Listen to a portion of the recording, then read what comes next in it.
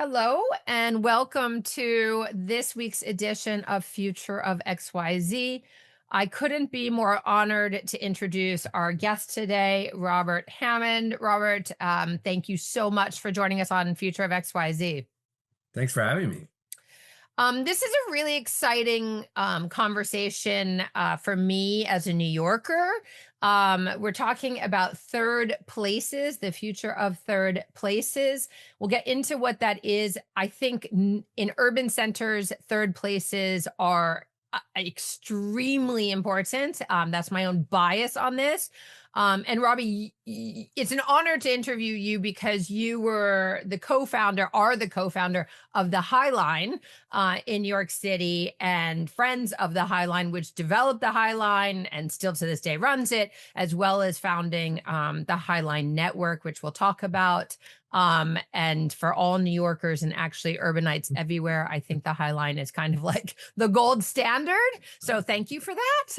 Thanks. And now obviously we'll get to it as well, but you're the founder of Therm US as well as the culture of bathing. You grew up in San Antonio, Texas, where I've only been once, and there's a long parkway along the river there, the Riverwalk, I think it's called, which probably has something to do with your vision. And I know that you attended my family's longstanding alma mater, Princeton, with an honors in history. So we can talk about history too. So we'll get started, Robbie, as we do every episode of Future of XYZ with defining the topic. So to set this conversation up, how do we define third places? Yeah. And, I never use the term third place actually with most people because it's just like it sounds like urban planning stuff. But to me, it's where people make connections. So, it can be the bodega, it can be the grocery store. It doesn't have to be just parks or libraries. It can be certain lobbies of buildings are, certain street corners are. So it's a very loose definition, but it's where people come together and have some kind of interaction. It doesn't have to be like you meet someone new and you meet a new best friend, but it's coming into contact with other people that you're normally not in contact with in your normal life. That makes sense. And so what are the kind of key characteristics then that offer a third place? Yeah, I think that creates that situation where you're with sort of, and part of it is like other demographics, Mhm. socio-demographics that you might normally not be with. And so that's like a park is a great example. Normally at your job or, social life, you're around the sort of the same people, friends and family. Whereas in a park, you're in contact with other people that you don't know that have completely different lives. And again, the value of it is not necessarily that you have to strike up a conversation and becomes friends with them. But to me, that's partly what makes society work is having those interactions. And I think, we're probably, gated communities, the direction that our society is moving is sort of the other direction where you have less and less contact um, with people that are different from you. Yeah, I mean, there's really an inherent role of these places, I guess, in the cultural exchange and community building aspect of, I mean, I would argue of a free, fair, democratic, diverse community situation. Yeah, in a I think that's what I'm hearing. democracy, if you think about the Greek, I think it's the Agora, or if you think about in Europe, sort of that like classic central square Mhm. where people came, or uh, the where where you go get your haircut. Yeah. It also often has somebody that's sort of like the mayor of that space that Okay. helps sort of facilitate that. And maybe that's a librarian. Maybe it's just someone who's often in the park at the same place at the same time. That's so interesting. I think, I'm just going back to the definition. It's a sociological definition. And, I think it was Ray Oldenburg. Maybe he was at University of Chicago or something. He's an American sociologist, and he created the term to describe exactly what we're talking about, which is these places outside of the home, which is considered the first place or first space, right? Yeah. And then the workplace, which of course is being completely disrupted since COVID and remote work. Yeah. And we can talk about that, but the workplace is the second place or space. And then this third is exactly what you're describing, which is this, and what we're talking about, which is this third place where people go, where you can communicate and meet people outside of your family and outside of Mhm. your coworkers. Yep. Um, One of the most famous if you will, in the cultural zeitgeist, at least in America, and you and I are not so different in age, is like the 1980s sitcom, American sitcom Cheers, Yeah. right? And I think about the bar where all the neighbors and everyone went to kvetch, Yeah. after work. And it really speaks to the healing power also of community, I think. I grew up without a TV in LA, so I'm not the best person, but obviously I've seen Cheers, and the theme song everyone knows, which is, take a break from your worries, where everyone knows your name, right? Where everyone knows your name. Can you talk about the historical evolution of third places in this context? I know you talked kind of about the Greek Romans, the European tradition, but like more modern and in American slash, I mean, we have a global audience, so global context. Yeah. I mean, it's interesting you bring up bars. Because you don't necessarily go to that, but I think it is. I mean, if I think about my 20s, that's where I met a lot of people. That's where I would meet people. I mean, it wasn't after work, it was like at 10 p.m. on a Friday. Or there was this bar, Bowery Bar, that people would go to Yes. on Tuesday Long Live night. Bowery Bar. Yeah, there was a certain group that was always there on that night. And that's sort of like, I mean, I think one of the things that this generation, the new generation, younger people, what I'm hearing statistically is they're drinking less, they're having less sex, which probably has some connection. And so that means that bars aren't playing that role. So I don't even know. I mean, this is where I feel like I play an expert on public space on TV. I'm not really one. Um, so I don't really know. I don't think I know. I'm not probably not the best person to say about that history of public space. But I think I can say for me, it's just the digital life is eroding the quality of it because also when we're in third places, we're often on our phone. Yes. So that decreases, so when you go to a coffee shop in New York, it's a great public place. I go to the same one. I'm Um, often on my phone on it. I bet more than half the people are on their phone. Subways, great third space. People are on their phone. Parks, on their phones. And so it's eroding that ability for even if the places are sort of they look like they're functioning like that, they can't if we're on our phone. it's fascinating. I was listening to a different podcast last night, and they were saying like one of the ways to break this isolation and change your life for in all ways is to have like even test out micro interactions. So like you're at the Mhm. grocery store, and instead of like being on your phone while you're waiting in line, like strike up a conversation with the Yeah. person, and I think we're all losing the habit. I mean, I then went to a tennis clinic, and one of the guys was like, "Oh yeah, I work from home. I've totally lost my socialization skills, Yeah. since the pandemic." So I think you're right. It's digital combined with the pandemic, and we need these third places more than ever. One of the things when you think about a bar or even a barbershop, especially in certain African American traditions, is very different, and every kind of culture has its own gathering spot. I think Mhm. that are kind of stereotypical, but also real and embedded in a community. But a lot of them have a pay to enter kind of way about them, or implicit understanding that there's an entry fee. I think parks historically, and public libraries, and as you say, the public square don't. And Yeah. maybe capitalism's impetus towards profit is part of what's pushing this, not only the digital, not only the COVID, but also the profitability mandate. What you all created with the High Line, which opened officially its first spur in 2009 and its last spur in 2023. And I want to talk about that process a little bit Sure. because it's fascinating and iconic. But when you open, I mean, obviously there is immense amount of landscaping and beauty and public gardens, but there's also a lot of art and cultural and even educational programming that is free and accessible to all. Yeah. What's your take on kind of the third place as a pay to enter versus a free for all model, and is there a real value difference? Yeah, I mean, I think they both can work. I mean, I think we've monetized people's attention. In the old days, you didn't, I mean, monetize their attention by ads in newspapers, or Mhm. and now they're able to monetize our attention in every place. So they want us on the phone. So I think that's part of what I guess for me, one of the examples would be Highline Art. Like we ran through the heart of the gallery district. Um, and the gallery district is free. Galleries are free, but they're not really accessible. You don't feel necessarily welcome there. Um, it's just not easy for most people.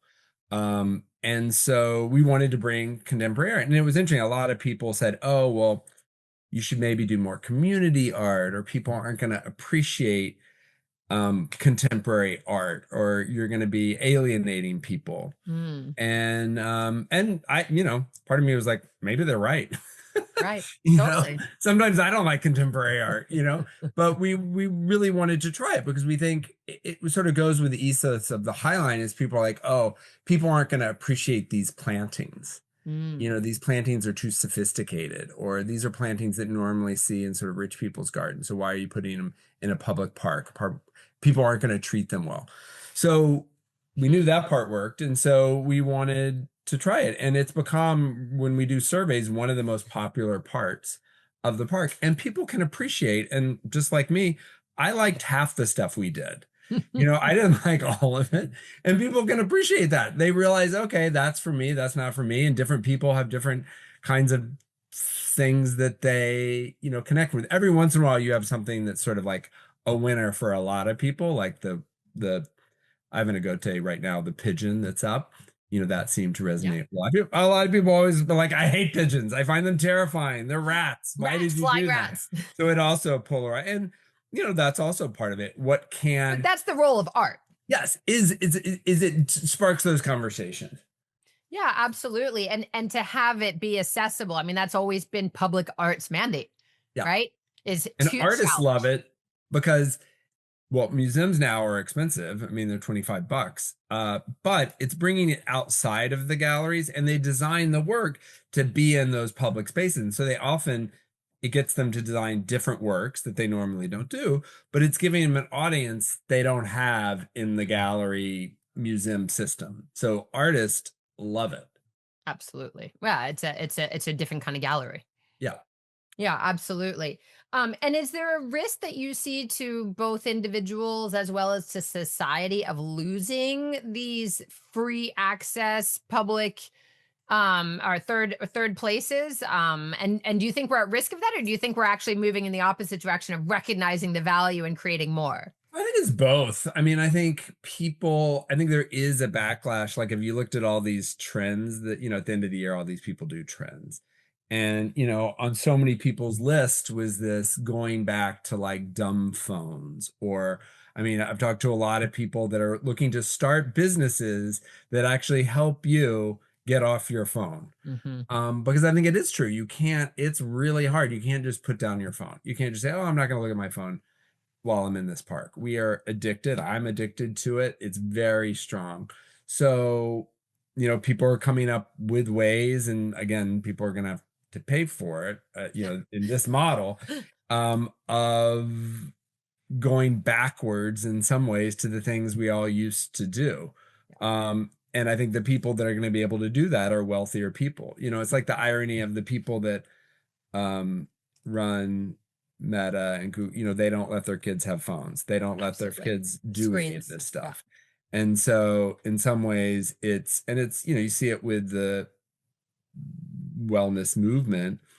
It's people that have the money and the time that can eat healthier. And in some ways they're eating how our grandparents ate. Yep. Um, Yep. and so, but I think this is where everyone always chases the top end of the market. And that's where a lot of these things start. But I think there is an opportunity, and I think because that's how our system is focused, is for businesses that try to democratize these things. They're not always going to be free, but they're going at a larger audience because sadly, again, our government is moving away from funding these things. Yeah, the US Um, government for sure. yeah, and but that's why cities are actually better at it. It's just the city's budget. Cities get to control their libraries right now and parks and fund those things. And so that's why you see just this huge it but those issues tend to transcend political boundaries. I mean, Texas has some of the most innovative free public innovative spaces. Which is fascinating because it's some of the most I'll leave it at that. Some of the most like controlling Yeah. Yeah, or it politically, it's a red state. It's a Democrat. Now cities tend to be more, they're not all Democratic, so they're both purple states. yeah, but they But tend to be more progressive. yeah, but they're investing a lot in these spaces.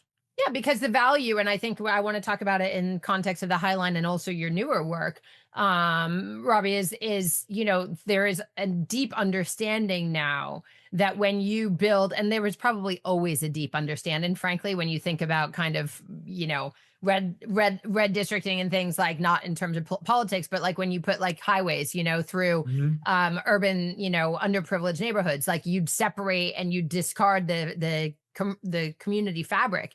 And so we know in urban environments that we need to have these third places where people can come together. Otherwise, it kind of shreds the fabric of the community.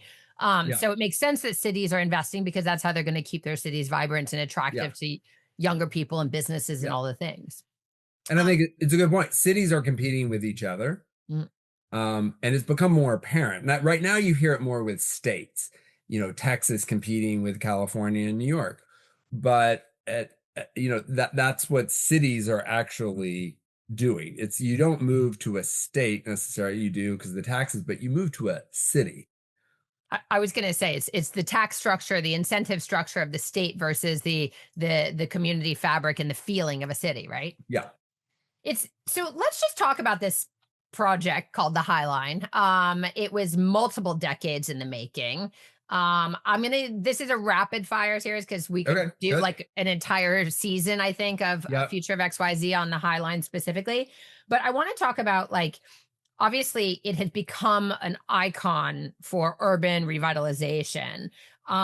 So quick answer format, what is the Highline for anyone who's listening or watching Yeah. who doesn't know? It's an elevated railroad that's a mile and a half long that was turned into a beautiful public park. And on New York City is West Side, Yeah. I'll add. And what was the original vision of you and your co-founder, Joshua David, when you created the nonprofit conservancy? We didn't have a vision. Was that short enough? We had no money, we had no vision, and no expertise. And so that's sort of the secret to the success. Cluelessness. Yeah. And I Okay. mean, I was 29. And It's so, but amazing. over time, the vision became this, which I'm pointing to a picture behind me of, Yep. of the elevated railroad when it was in its wild state. People fell in love with what it looked like in its wild state. And there was a photographer who went up and walked it because it was supposed to be demolished Yeah. by the Giuliani administration, I think, because they're from like the 1800s. Oh, it's not that old. It's actually my father's age. It was built in the 30s. Yeah, and then Joel Sternfeld we invited him up and he took these amazing photographs of what it looked like in its wild state. And we learned to talk less and show those pictures more. And not everyone, but a lot of people saw the potential in that. And so, we really did not know what we know. We wanted to save it. We knew it had potential, but we did not know what it should become. What even the use, like, should it become a light rail? Should it, and then if it is going to become a park, well, what should it look like?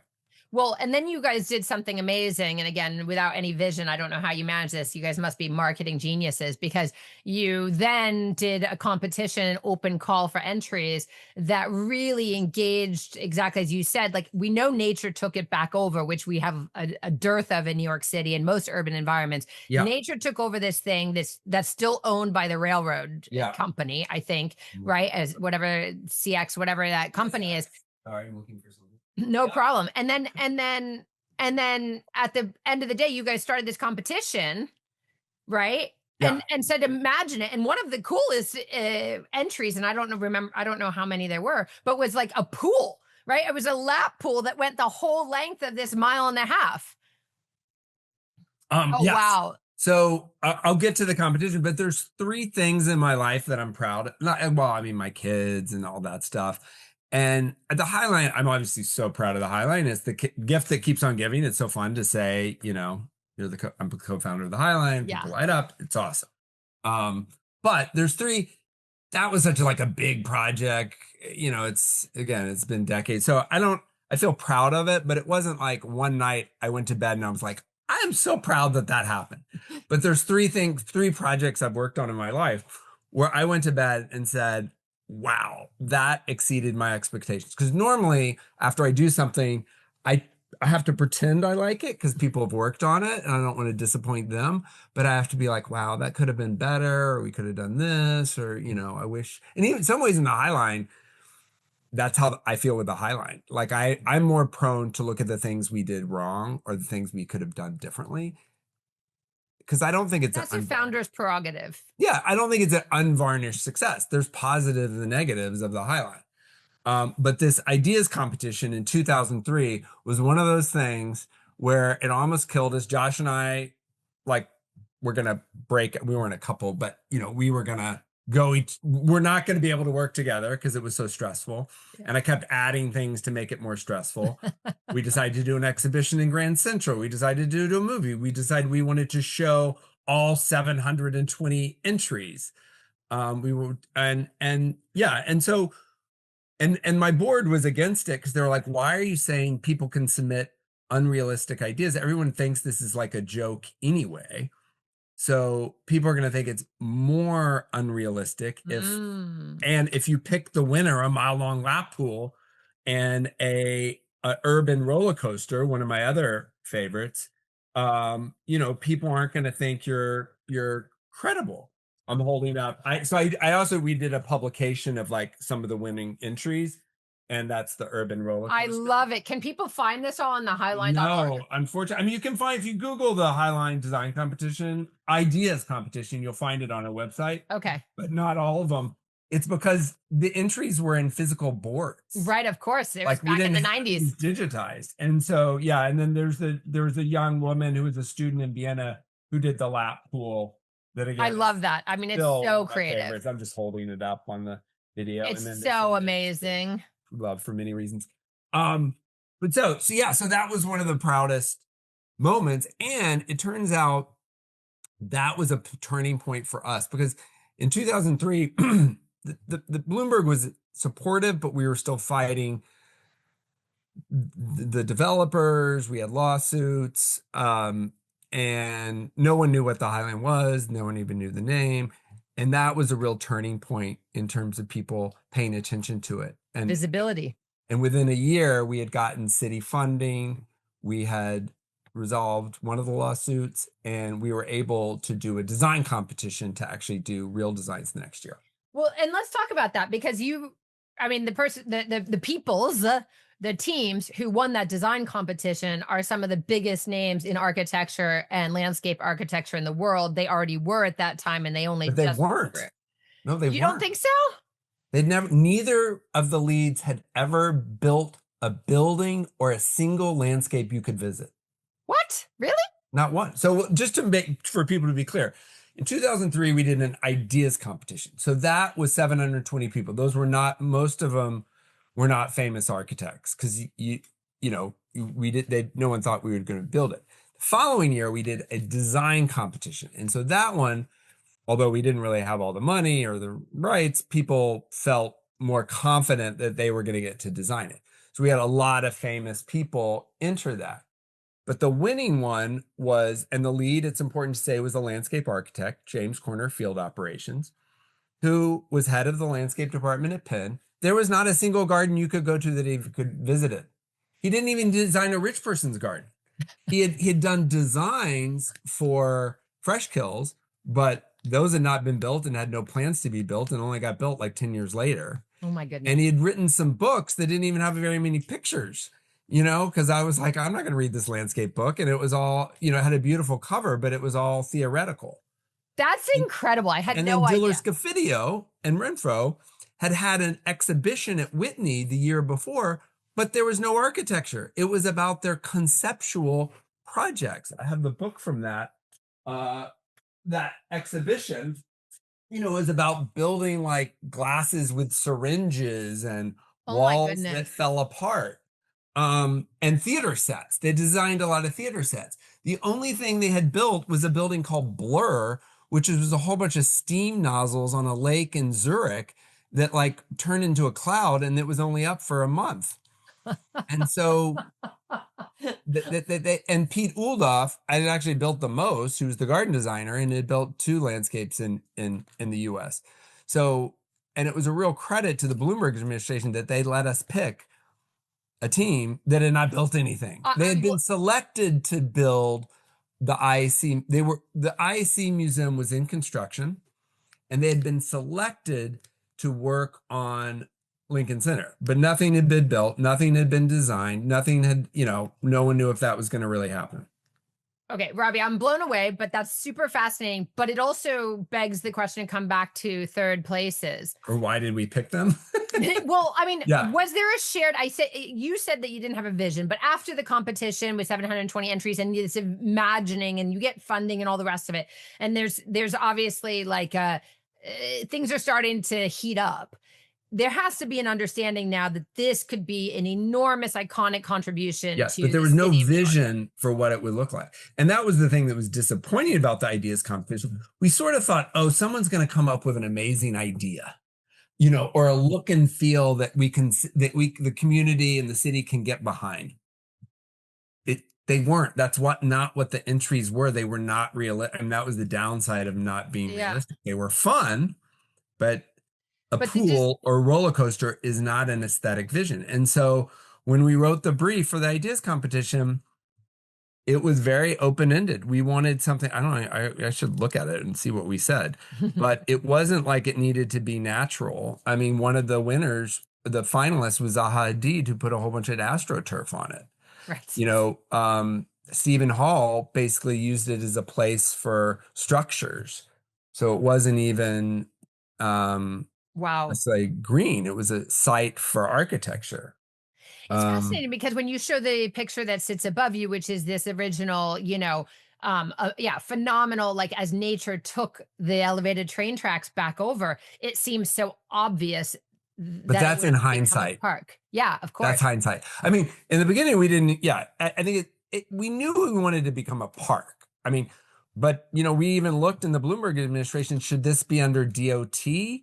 Should we be a cultural institution? And it Right. really was Adrian Benepe, who was the parks commissioner, said, "I'll take the liability." And so we were like, "Okay, let's go with him." That's so amazing. And it is still to this day run by Friends of the High Line The High and the Line, New but York under the jurisdiction of the Parks of Department. the New York City Parks Department, which is amazing and Yeah. runs Central Sometimes I Park wish and we'd done it as a cultural because we'd yeah. have more leeway. But Freedom, but it's yeah, it's so spectacular. yeah. Okay, I'm going to pivot off this because we're coming close, but I do want to talk about kind of the next generation of public spaces, because one of the Mhm. things that you then founded, which I think is interesting, is the Highline Network, which is based on these decades of learning. So these hindsight learnings, probably, which is a community, if I've understood correctly, a community of infrastructure reuse projects that create vibrant and equitable public spaces. Yeah. Just talk about what that means, because I've come to understand that the High Line really becomes like the reference point for Yeah. urban redevelopment Yeah. in a lot of the world. Yeah. And what we thought was important, it was at a time when we were looking at what were the mistakes, and the mistakes were around sort of equitable development. Now, not that many people were displaced. The people who were displaced were people like me, that rent went from 2,500 to 5,000. But the two low income communities that were there had permanent public housing, so they weren't displaced. The main issue was that they didn't benefit in the same way, that the benefits weren't spread, and when we opened, it wasn't very diverse. We were able to change that over time. So those were the lessons we wanted to teach: is how could you from the start be more equitable and use the value that's created to do whatever that neighborhood needed, preserve housing, preserve local businesses. um, and so the network was really started, not partly, yes, as a model, but I met with all these people that were starting these things. They didn't want advice on design. They didn't want advice on, They wanted advice on fundraising, and they needed moral support, and they needed help. How do you? So if the High Line wasn't the role model for equitable development, Mm, what is? mm. And so it really was started as how do you learn? I mean, again, obviously sort of lead with the negative. How do you learn from the High Line's mistakes or, the challenges? And it started out with like 15 projects. Now there's over 50 maybe. Um, and it really is, yeah, it's a network of these. And, there are a few elevated railroads, but the LA River is the biggest thing. Yeah. But there's the Bent Line that's on, around, some of them are on Old Airport, some of them are on, basically, they're usually in the leftover parts of the city, that was used for some other industrial Industrial use and infrastructure. that Yeah. now is being reclaimed.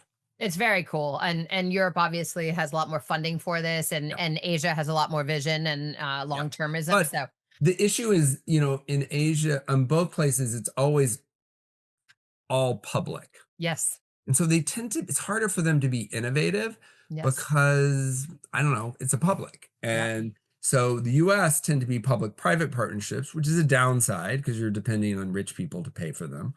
But it enables them to be more independent uh, from government.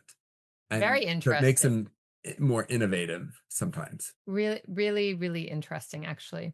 So, before we get to the kind of the last two questions, which are both reasonably sized questions, um, the city of Boston actually has an interesting definition. They actively say third spaces are places that contribute to our collective well being, places where we welcome, connect, and create with others. Obviously, that's what you did at the High Line. That's what the High Line Network explores how to do, where people can have access to these vibrant public spaces and connection. But you've now pivoted to something totally different, which Mhm. is this Therm USA plus like the culture of bathing Mhm. founder. So, talk about kind of the public bath in the context of public Yeah. places or third places. And so I work for a company called Therma Group, which is a European company. We have five massive bathhouses, or in Europe they call them thermas. The largest one is 700,000 square feet, so that's like Yankee Stadium. The smallest is 300,000 square feet, so that's like bigger than the Whitney.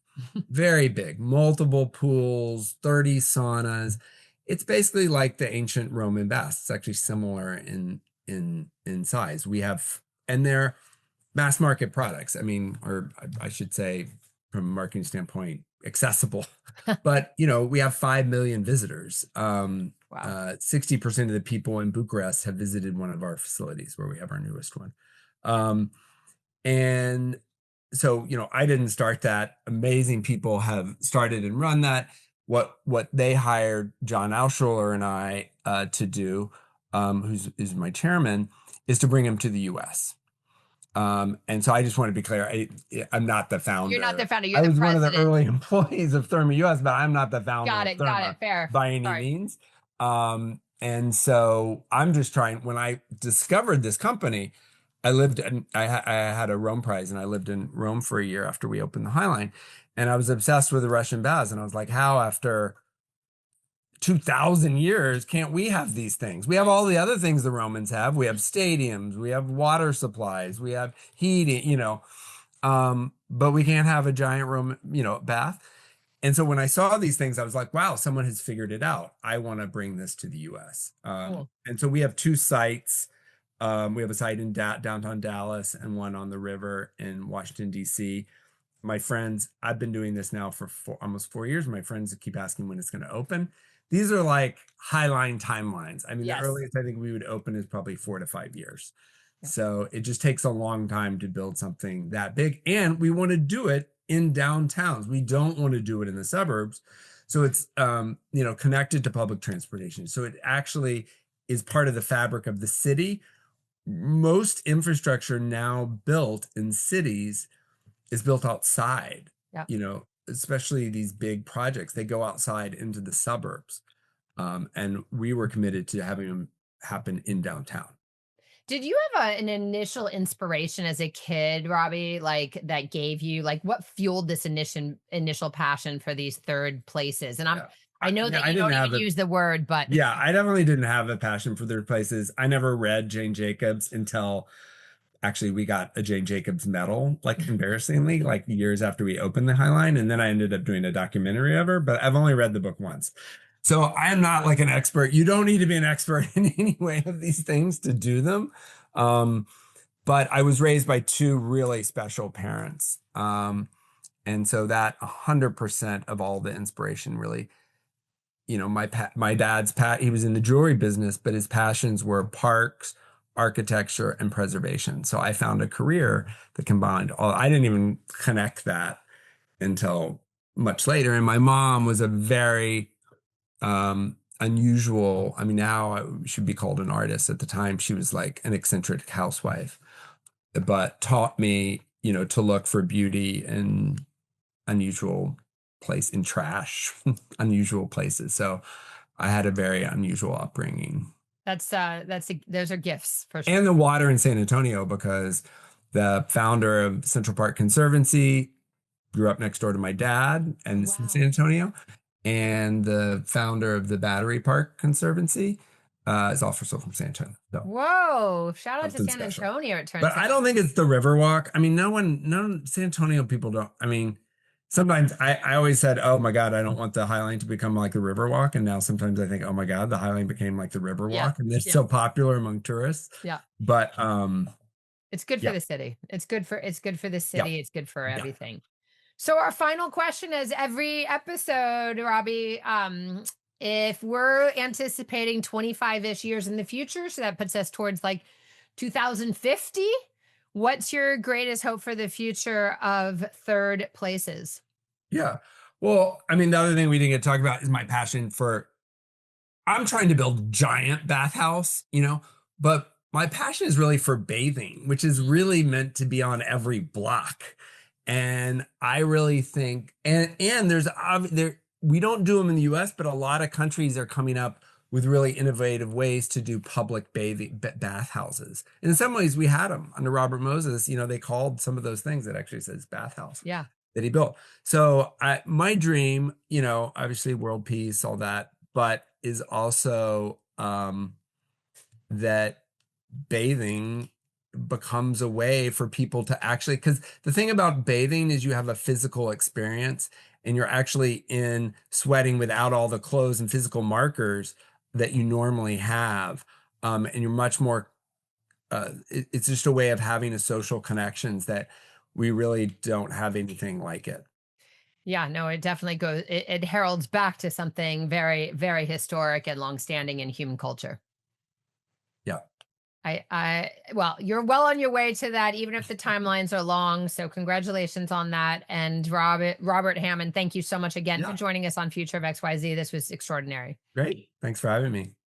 For everyone listening, Robbie pulled out a bunch of books and visual images during the course of this conversation about the High Line that you may want to watch on YouTube. If you're watching on YouTube, you can always access this and share it and leave a 5-star review, hopefully, anywhere you get your favorite podcast. You can follow Future of XYZ on Instagram or visit ifdesign.com/XYZ for all of the links and past shows. We're now up to almost 162 episodes overall. So they're all there. And we look forward to seeing you again in 2 weeks.